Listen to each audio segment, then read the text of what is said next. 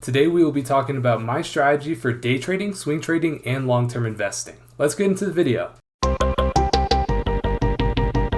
Hi everyone, my name is Zach and welcome back to Finance Bro. Before we get into the video, it is raining outside, so if there's background noise, that's what it is. And before I tell you all the best strategies for trading in the stock market, I'd like to ask you guys to please comment your favorite stock down below right now, and also like, because it really helps with the YouTube algorithm. Before we can talk about the technical side of things, we need to talk about the fundamental side of things. When trading, you should always check the fundamental side of things first.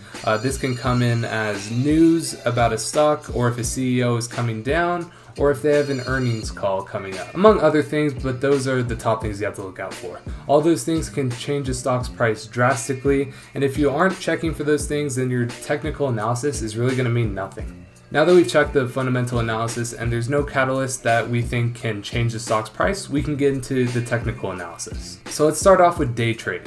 I do all of my research for trading on tradingview.com. This isn't a sponsorship or anything. This is literally just what I use. This is all free and has everything you need to start trading. So now I'm going to show you guys how you want to set up your indicators. First, I'm going to remove mine and we're going to come over here to indicators. We're going to search 180-day SMA line. So this is going to be your SMA line. You're going to search up the RSI. This is the Relative Strength Index. And I'm going to get into what all these mean in a second. And then we're going to search up the MACD and enable that. Now we have all three of our indicators. Let's get into what they mean.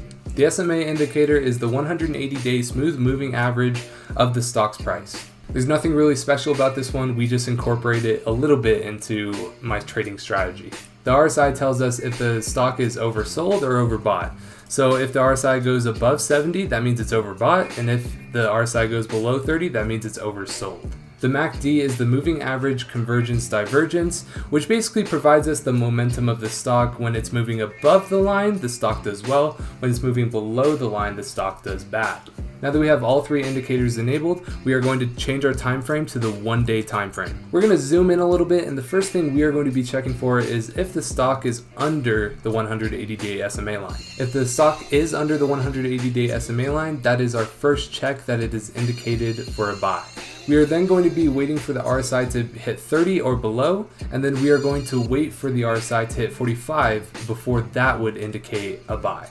The last thing we have to check for is that the blue line of the MACD is crossing over the orange line of the MACD and that it's on a strong upward trend.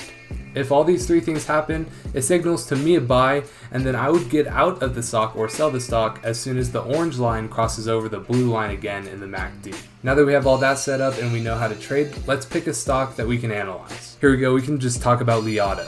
I keep up with Li Auto a lot because it's one of my favorite stocks.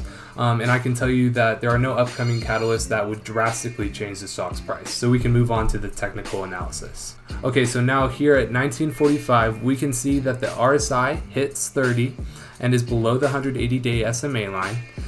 So now we would wait until it hit an RSI at 45, and for the blue line of the MACD to cross over the orange line of the MACD to buy. So right here at 1955, all of our requirements hit. The RSI is at 45, the blue line is over the orange line at the MACD, and the stock's price is under the 180-day SMA line. So that indicates a buy to me right here at about $30.13.